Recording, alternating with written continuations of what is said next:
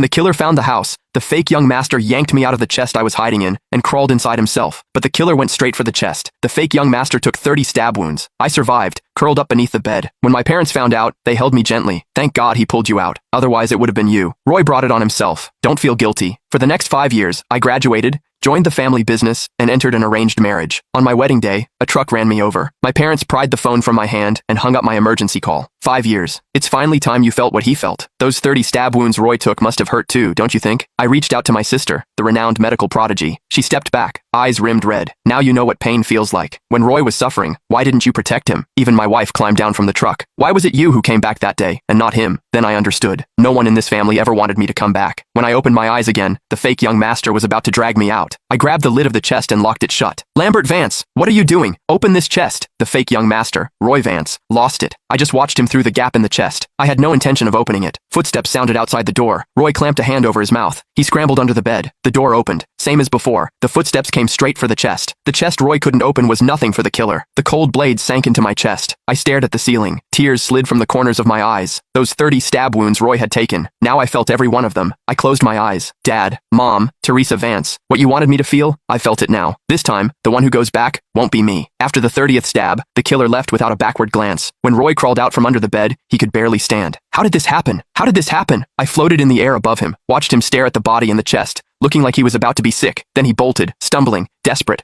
running home to beg our parents for help. I watched his staggering figure disappear. A bitter laugh escaped me. This time, they'd finally get what they always wanted. I had always believed that as the Vance family's real son, lost for 20 years, the fact that I survived should have meant something, that my family would at least be relieved. It wasn't until the moment I died that I realized this family had never been mine, and no one, not a single person, had ever wished that I was the one who came back. Sure enough, the instant they saw it was Roy stepping off the vehicle, the whole family's eyes went red with tears. No scanning the road like last time, no hesitation. They threw themselves at him without a second thought, pulling Roy into their arms. Roy's safe. Oh, you scared mommy half to death. It wasn't fair. In my previous life, the first thing they'd asked me was where my brother was. Only after Teresa checked Roy over and confirmed he wasn't hurt, did the family finally exhale. Then, someone glanced toward the vehicle. Where's your brother? Why didn't he come back with you? Roy's gaze flickered. When the intruder came, he shoved me forward and jumped out the window to save himself. What? Mom's hands rested on Roy's shoulders. The worry on her face curdled into a sigh of disgust. That's exactly the kind of thing he'd do. I froze in midair. I turned to look at the others. Dad's expression went cold. I knew he had some issues with Roy, but this is beyond the pale. I thought he was just being difficult. I never imagined he was capable of something this inhuman. Teresa said nothing. She simply steadied Roy's trembling body. Let Roy rest first. I drifted to the doorway of Roy's room. From inside came the muffled sound of a phone call. What kind of hitman did you hire? He just walked in and started stabbing without even checking who it was. This was supposed to be an act. He was supposed to puncture the blood packs I was wearing so it'd look like that bastard hired someone to kill me. Now the guy's actually dead. How am I supposed to clean this up?